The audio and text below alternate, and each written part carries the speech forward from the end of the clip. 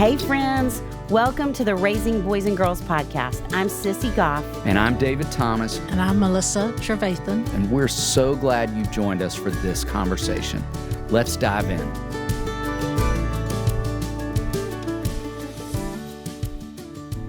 Rachel Cruze loves helping people get out of debt, take control of their money, build wealth, and actually have fun in the process. She's a certified financial coach, a New York Times bestselling author, host of The Rachel Cruze Show, and co-host of the Smart Money Happy Hour. More importantly, she is married to Winston and is the mom of Amelia, Caroline, and Charles. We are proud to call her our friend and delighted to share this conversation with you. We're just so grateful you're here. Oh, thank you guys. Yes, Thanks for having me back. Are you kidding? Couldn't We would fun. sit down with you any day, anytime. Yes, we You're would. so kind. Talk about anything. Thank you. She's one of our favorite people. Yeah. Oh, That's feel the the truth. same way. Feel the same way. Well, and I have to say, so I don't know if you know this. We've never talked about this probably, but me being from Arkansas. Yeah. So in Arkansas, we don't call them sleepovers. We call them bunkin' parties. Oh, Isn't that cute? I it's love so much it. cuter than a sleepover. Yes. Bunkin' party. Yeah. So Henry and Whit came over for a bunkin' party last night. Yes. And Whit went to sleep, and I read Henry 3 books. And the first book he picked was I'm Glad for What I Have. Are you serious? Yes, Oh, I'm serious. That makes me feel so last good. night we were laying in his little bed reading that wonder of a book. It was so sweet. Oh, I'm so glad. And I have to say, I mean, Henry is fantastic. And yes. as a 4-year-old, so we had a family here. I'm getting in way ahead of myself. No, on it's great. I questions, love but- Yeah, are we recording? I want all this on. Yeah, Okay, absolutely. good. So I want we to ha- make sure you hit the button. we have this hilarious family that years ago, the mom came to me and she said, well, we're dealing with a case of the Moors at our house. Uh-huh. Like, I want yeah. more and more and more. Yep. And I think as a 4-year-old, Henry's got a little bit of the Moors Yes. currently, and Yes. especially because his birthday is November 30th and then Christmas.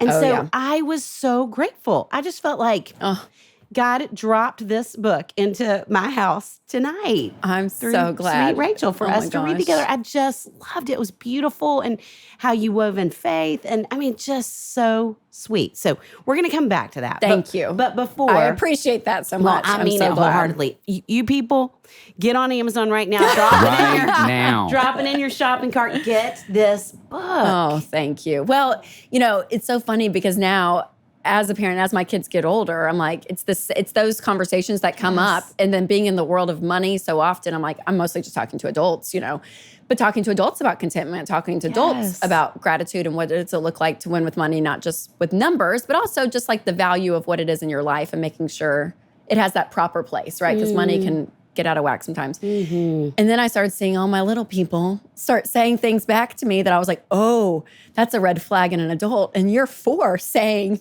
we can just get it on Amazon. Like that's what they would say. They would make these little comments. And so honestly, yeah, that was part of my thing is I was like, I need a book to read to them at night that just reinforces this message and reinforces it to me too. And that's what I wanted. I wanted the message obviously to be for the kids, but I was like, I want as an adult to hear that message because there's kids books and y'all know that at the end it's like, okay, chicka chicka boom boom. That's great. We're learning So the cute, alphabet yeah. and it's great.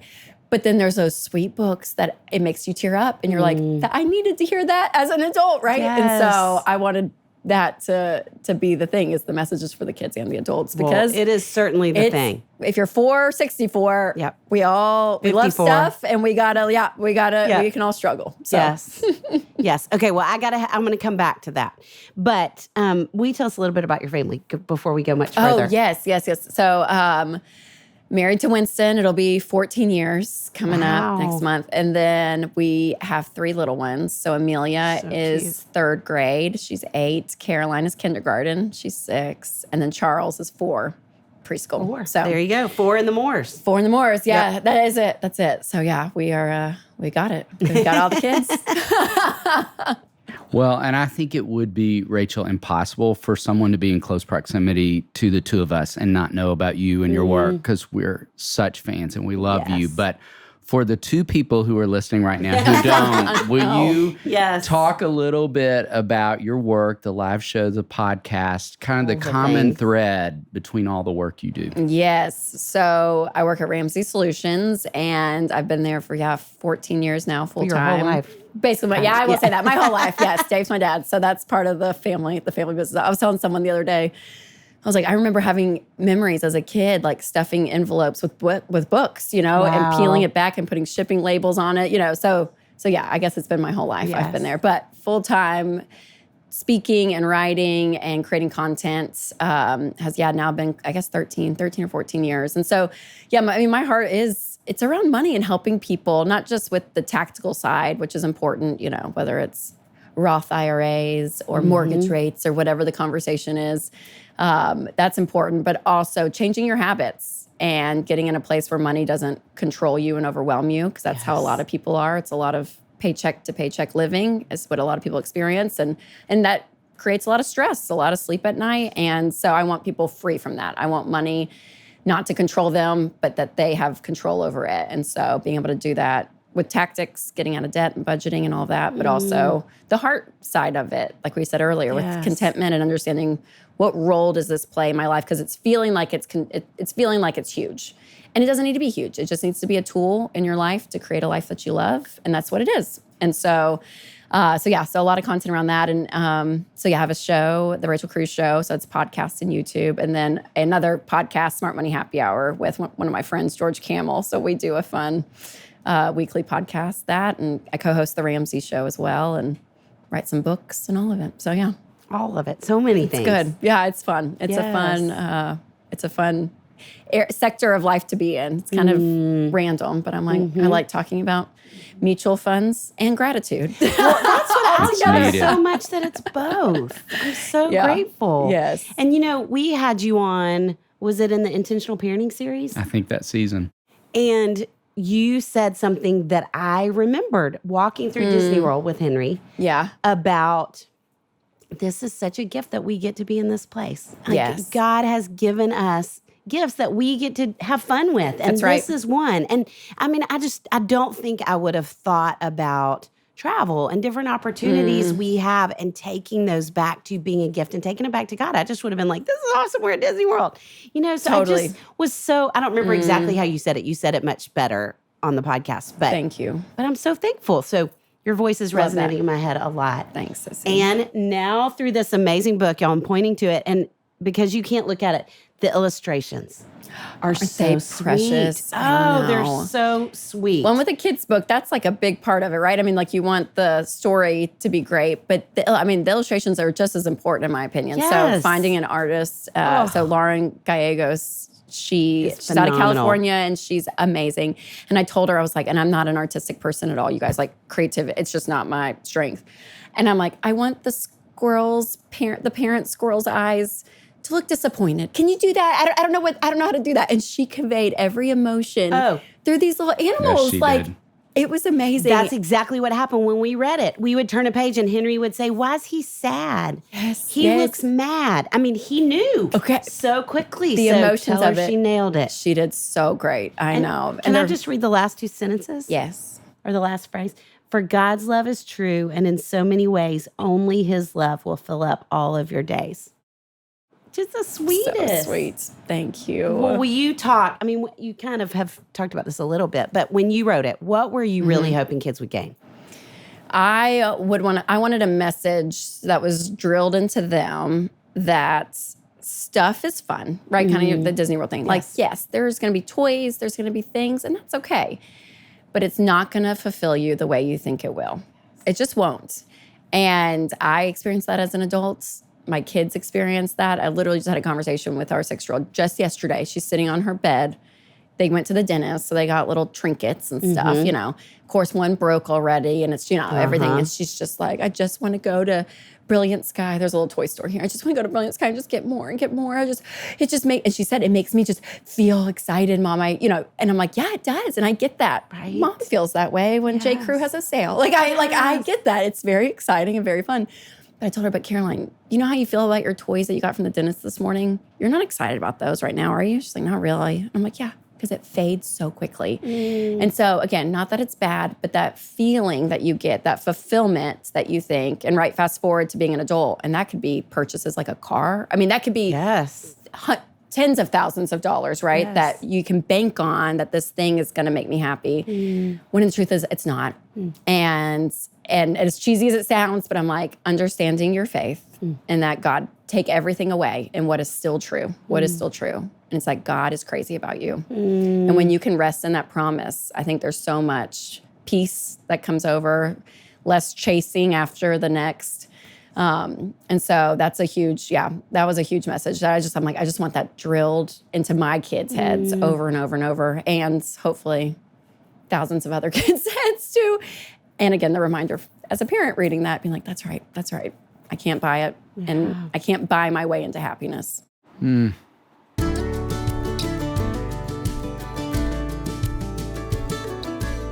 David, how has your morning been? Truthfully, I'm glad to be here. What happened? I almost didn't get out of bed this morning. I am so in love with my Cozy Earth sheets. So am I. It's like a giant hug every night at bedtime, and I don't want it to end. So I almost didn't come this morning. Well, I'm glad you did, because we've got some great podcast guests this season. We do. And if we ever get Oprah as a guest on this show, we are going to talk about those sheets. That is exactly right. Oprah named them one of her favorite things in 2018. They are one of my favorites in 2023. Cozy Earth's linen collection adds a breezy classic charm to your space. Cozy Earth's best-selling bamboo sheet set is temperature regulating, incredibly soft, and my personal favorite. The temperature regulating is saving my life and my marriage. Connie likes her side to feel like Florida in July, and I want my side to feel like Colorado in January. Why settle for less? Discover Cozy Earth's exquisite bedding for your best night's rest. Cozy Earth provided an exclusive offer for our listeners today. Visit CozyEarth.com and get up to 35% off site-wide when you use the code RAISING. That's 35% off site-wide when you use the code RAISING.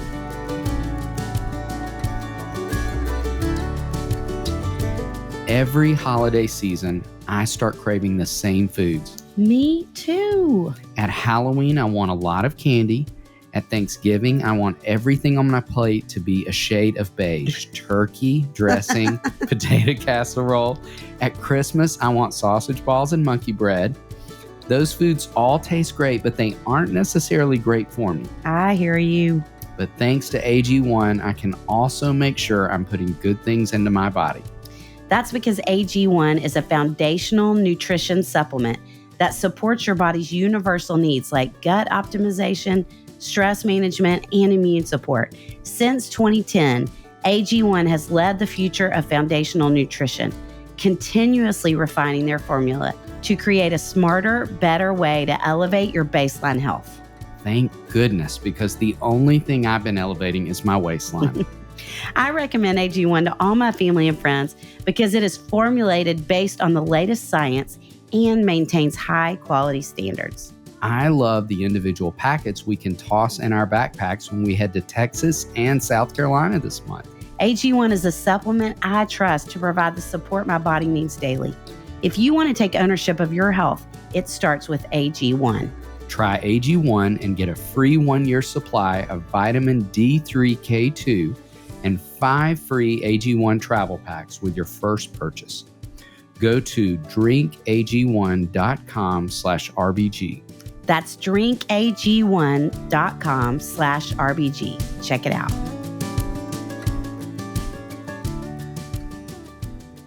Okay, I love when you talked earlier about your passion for both the practical and the deeper things side by side. And would love to ask you, Rachel, what would you say are 3 practical things that parents could do to move kids away from entitlement and toward gratitude?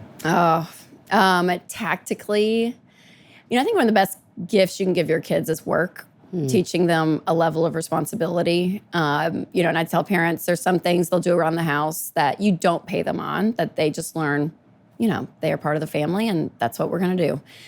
But I do think that there should be some chores designated to pay them, and depending on everyone's budgets out there, you can decide the dollar amount. But I think when they earn money and equate, okay, if I am productive and I work, that's where money comes from. It doesn't just come from mom and dad.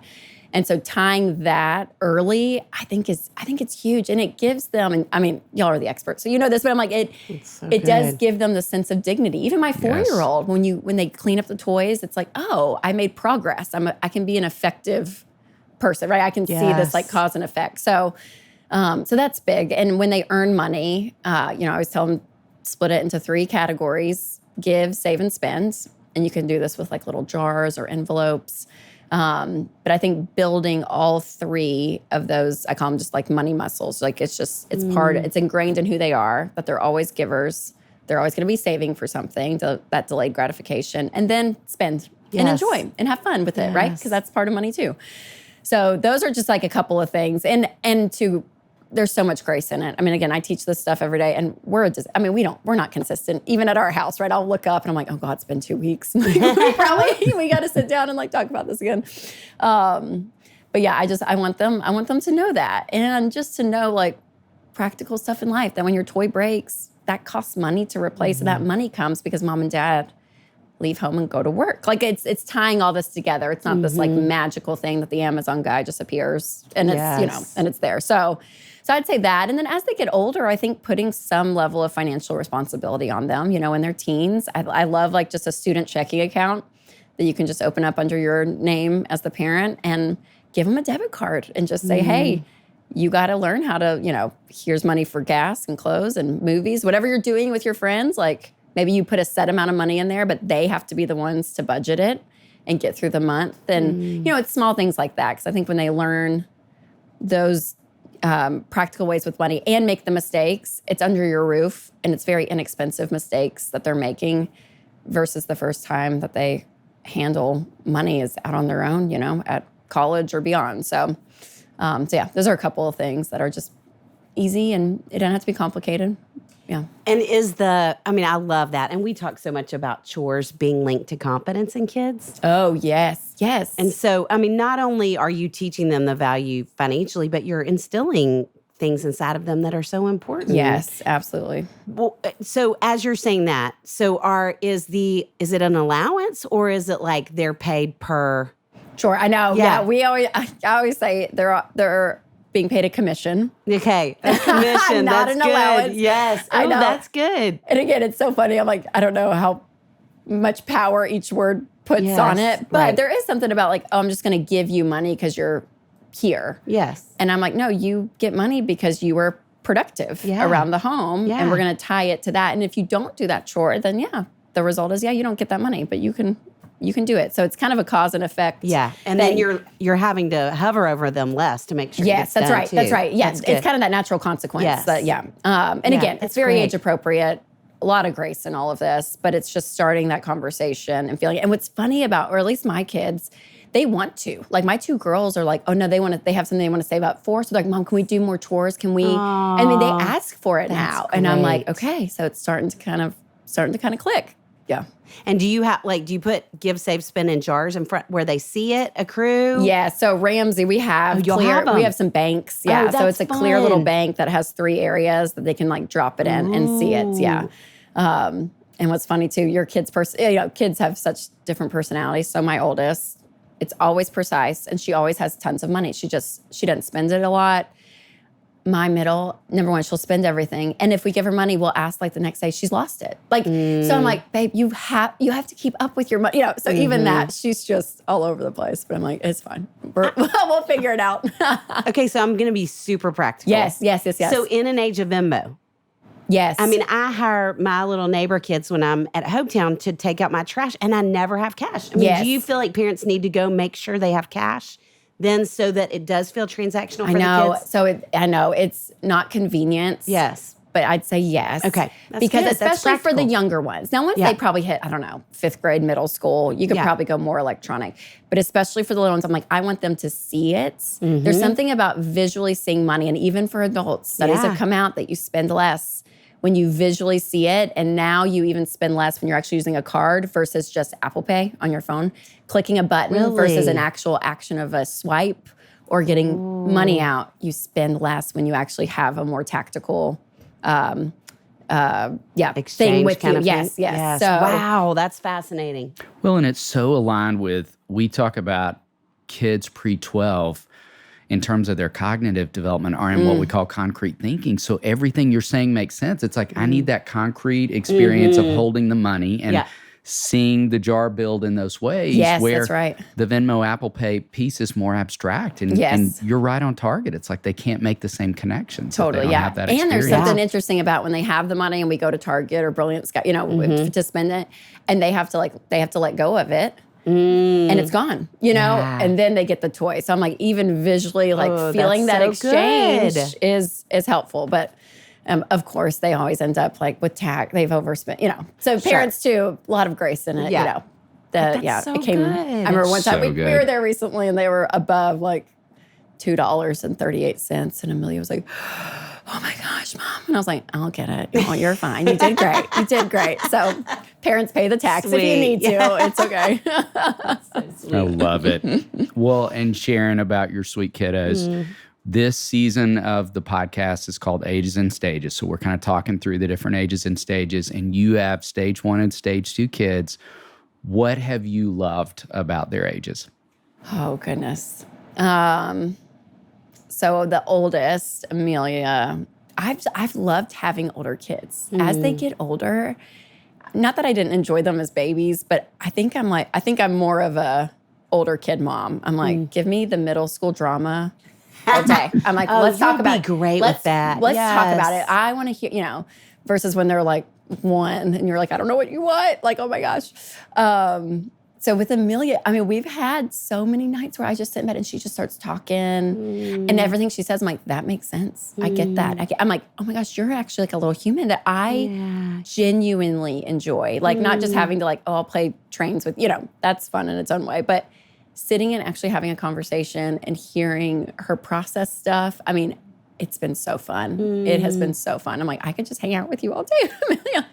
So yeah, I'm like in the older stages. It's been fun. It's been fun. So that's been great. Wait, what's the cutoff on stage 1 and 2? Is it 6? We get in different places with boys and girls. I would say like 5 with girls, 0 to 5. And stage 1 boys are birth to 4.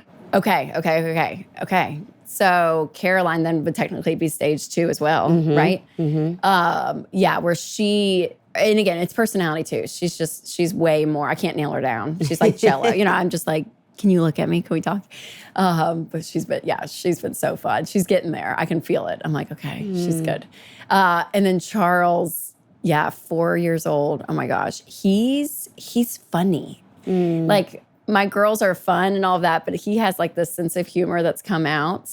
And I guess it's that age, but kind of goofy. I mean, there's some times that I'm like, oh my gosh, you're just so goofy. But and maybe because he's the only boy too, we just kind of doll over him. Like, so he makes us laugh. And like, boys are funny though. Can I say this? I'm like, yes. I mean, David, I remember changing his diaper when he was like, 9 months old, and like, a toot would come out or pee or whatever. And he would laugh as a baby. And I'm like, what is that in boys? I'm like, the whole bathroom humor thing he thinks is just the absolute funniest thing.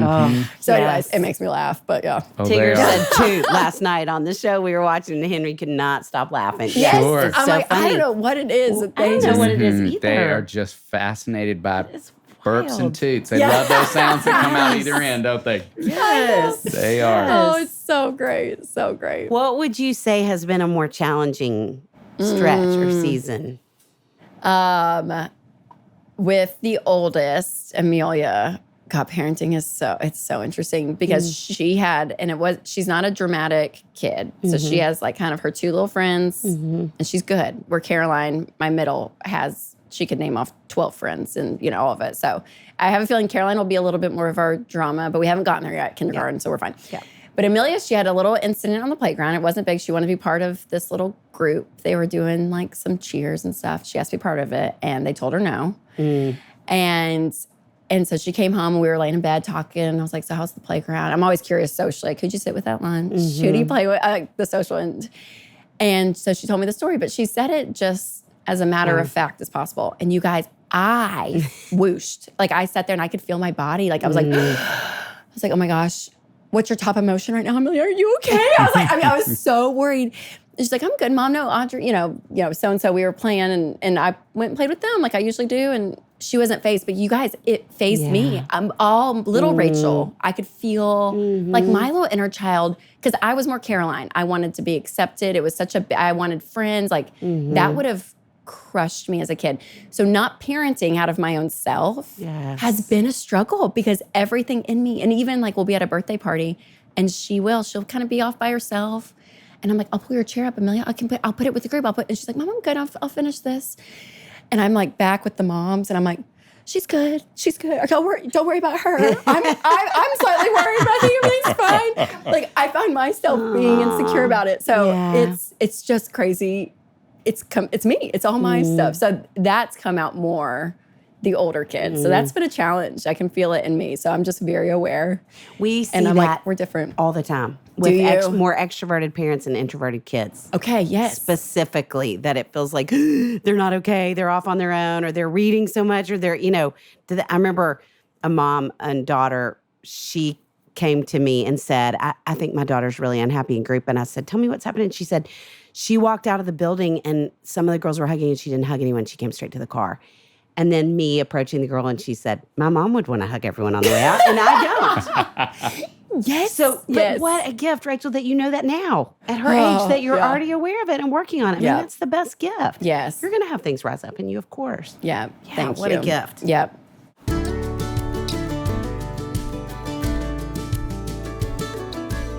David, I saw you in the office yesterday carrying around 2 water bottles. You are taking your hydration seriously.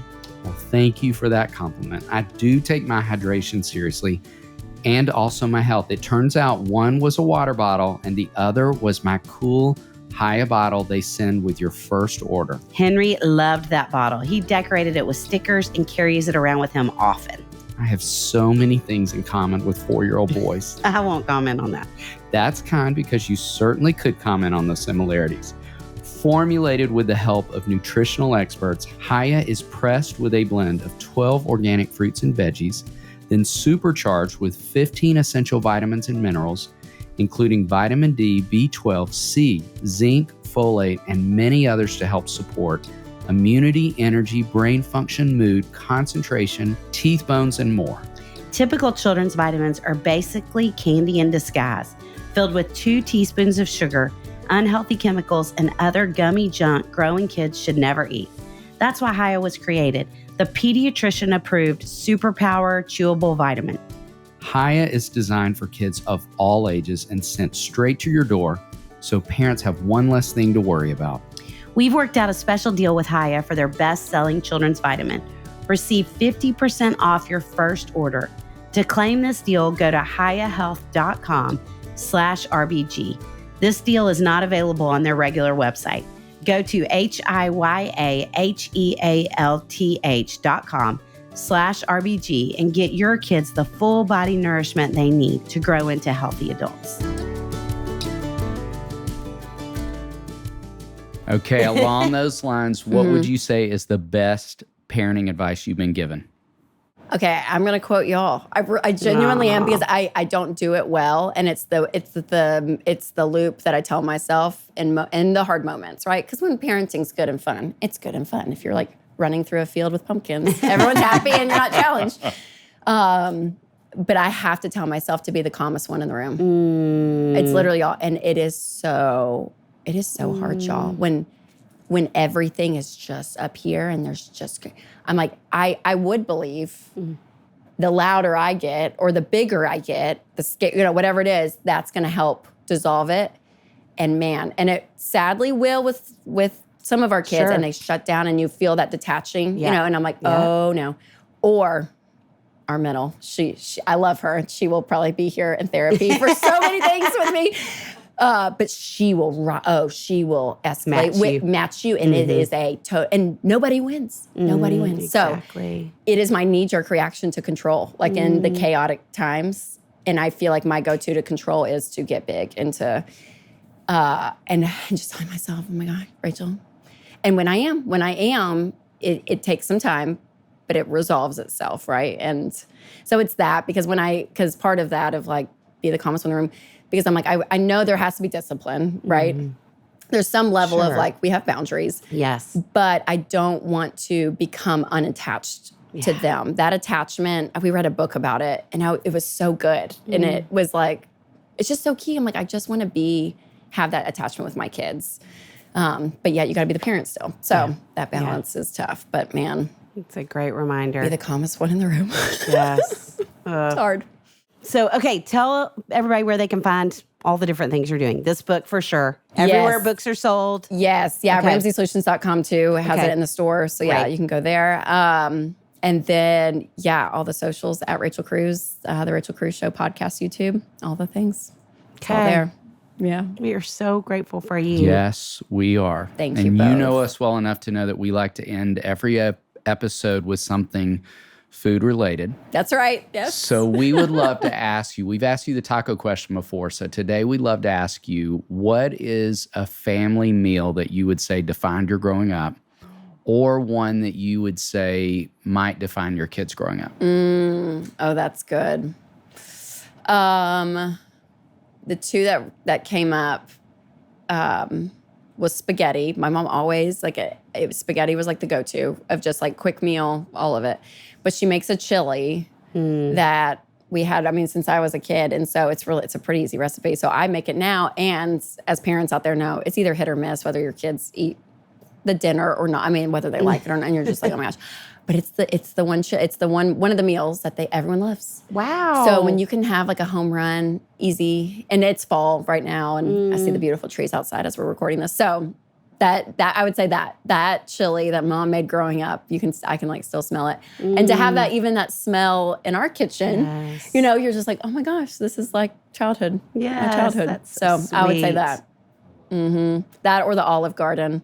It has a deep place in my heart. That's where we would go for birthdays when we were little. We never went out to eat. Sticks. Yeah, we never went out to eat, but you got to go out to eat on your birthday, and you'd go to Olive Garden. So that has a little special place in my heart too. Do you share your chili recipe? Or is it secret? No, it's not a secret. I'm I trying to wonder think if we if I could put it in our show notes. Oh yeah, I bet we if y'all could. send it Totally. to It's us really and- easy. It's a lot Okay. of canned stuff, so don't That's get mad at that. awesome. That it's not all fresh. kidding? You got a fresh onion and a fresh green pepper, but everything else. But it's really easy. Okay. It's great. We're going to put it in the show notes. Okay, we'll do it. That's so So fun. many things we can learn from you. So good. I love Rachel, thank you. You just are delightful much. to be Yes, with you every single time. it. Y'all are awesome. Thanks So for having me. thankful Thanks for for all your you. work too, you guys. You literally are helping parents. It is like, it's such a struggle, and you as a parent too, you sometimes just feel so helpless. So to have people that like speak truth and give you these phrases and these thoughts, be like, okay, I'm not crazy. Other people are going through this, and here's where I can go. Here's how I can direct myself. Yeah. Thank y'all for both of you guys. I love you. Thank you.